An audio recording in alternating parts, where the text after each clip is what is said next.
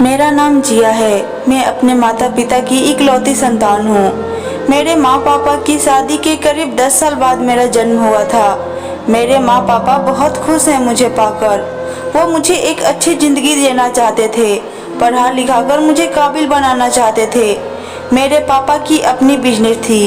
वह इतना पैसा कमा लेते कि हमारे घर में किसी चीज़ की कोई दिक्कत नहीं होती।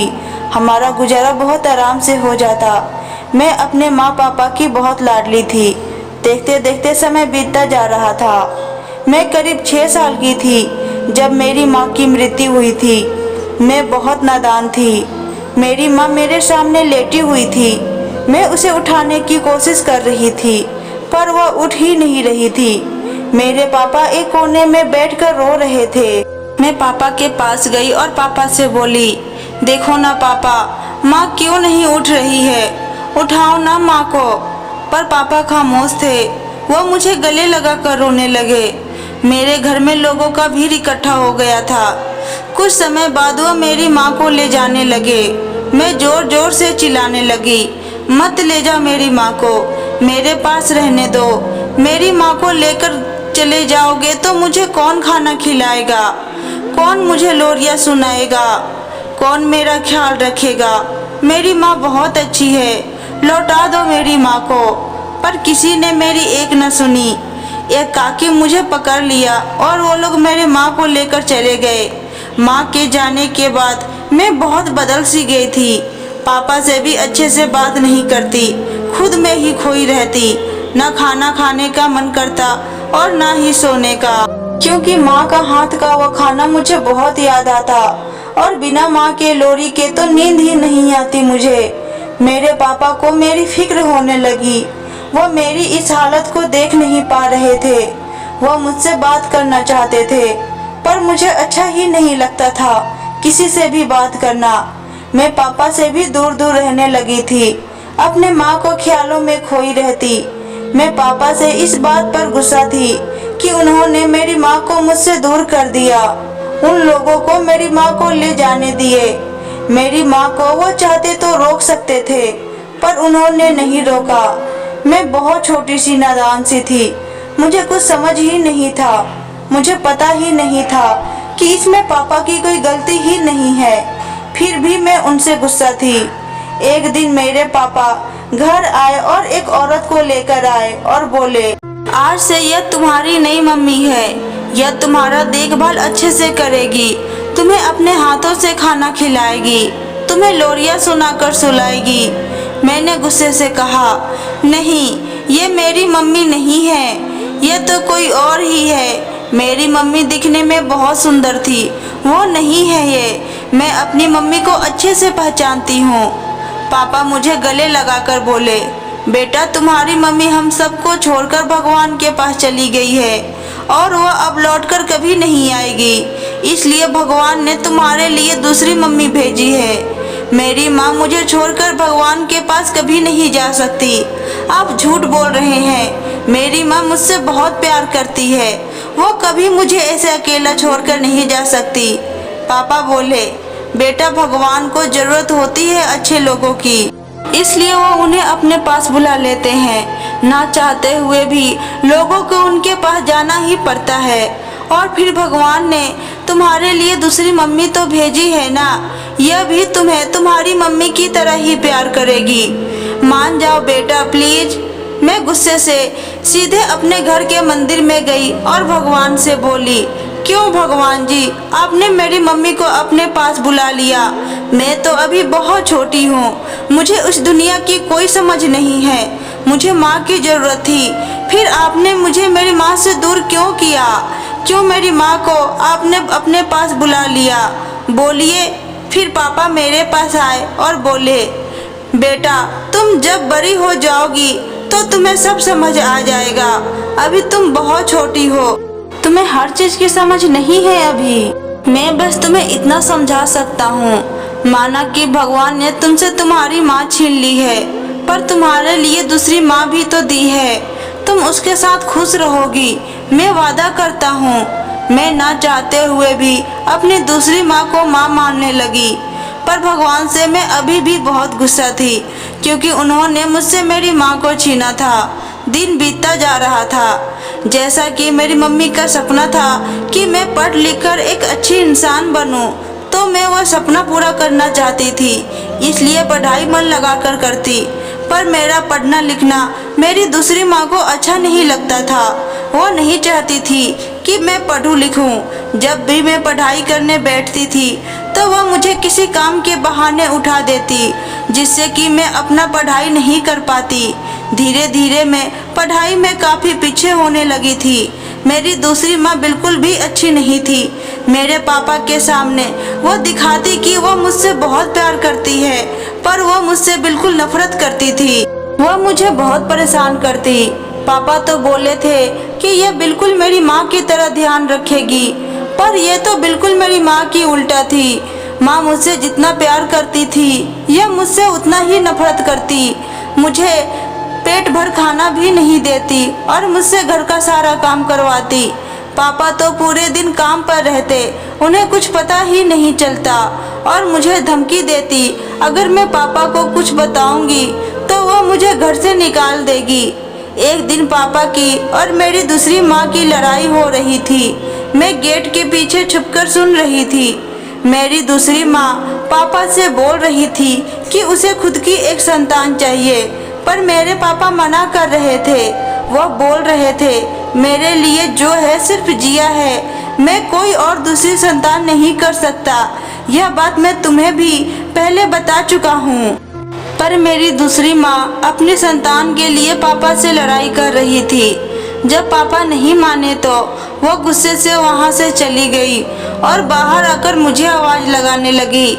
मैं डरी डरी सी अपनी दूसरी माँ के पास गई और बोली, क्या हुआ माँ, आप मुझे क्यों बुला रहे हो? तब मेरी दूसरी माँ ने कहा, जिया एक बात बताओ, अगर तुम्हारा भाई या बहन होता तो क्या तुम खुश नहीं होती? तुम्हें भी अच्छा लगता ना, तुम्हारा टाइम भी अच्छे से बीतता उनके साथ। दरअसल माँ की यह बात मुझे अच्छी लगी, क्योंकि मैं भी चाहती थी कि मेरा कोई भाई या बहन होता जो मेरे साथ खेलता, जो मेरी बात समझता। मैंने कहा, हाँ माँ, मुझे भी अच्छा लगता अपने भाई या बहन के साथ खेलना। मेरी दूसरी माँ ने कहा, तो अपने पापा से कहो ना तुम्हारे लिए एक भाई या बहन लाने को। मैंने कहा, क्या मेरे बोलने से पापा मेरे लिए भाई या बहन ला देंगे? मेरी दूसरी माँ ने कहा, जहाँ तक मेरे को लगता है, अगर तुम उन्हें प्यार से बोलोगी तो वो तुम्हें मना नहीं करेंगे, तुम्हारे लिए भाई या बहन जरूर ला कर देंगे। मैं नादान सी बच्ची अपनी दूसरी माँ की चाल नहीं समझ पाई और पापा के पास गई और बोली, पापा मुझे भी एक भाई या बहन चाहिए जो मेरे साथ खेले और मेरी बात को समझे, जिसके साथ मैं अपनी सारी बात शेयर करूँगी, उसके साथ टाइम बिताऊंगी। सबके भाई बहन होते हैं, मेरे नहीं हैं। प्लीज आप मुझे एक भाई या बहन लाकर दे दीजिए ना। पापा ने कहा, ठीक है, मैं जल्द ही तुम्हारे लिए एक भाई या बहन लाऊंगा। मैं खुशी खुशी अपने कमरे में चली गई और अपने भाई या बहन के लिए सपने सजाने लगी। बहुत जल्द मेरा यह सपना भी पूरा हो गया। मेरी दूसरी माँ को 2 जुड़वे बच्चे हुए, एक लड़का और एक लड़की। मैं बहुत खुश हो गई थी।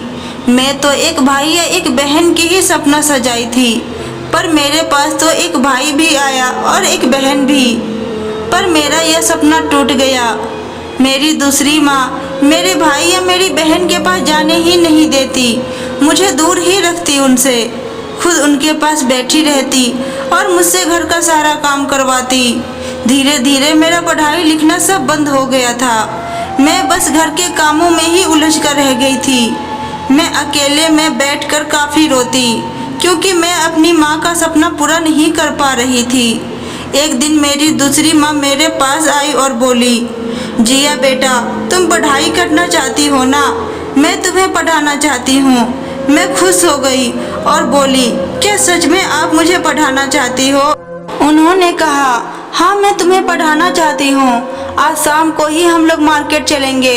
मैं तुम्हारे लिए नई नई किताबें, स्कूल का यूनिफॉर्म और स्कूल बैग भी खरीदूंगी। चलोगी ना मेरे साथ मार्केट? मैं खुशी से बोली, हाँ हाँ माँ, मैं ज़रूर चलूँगी।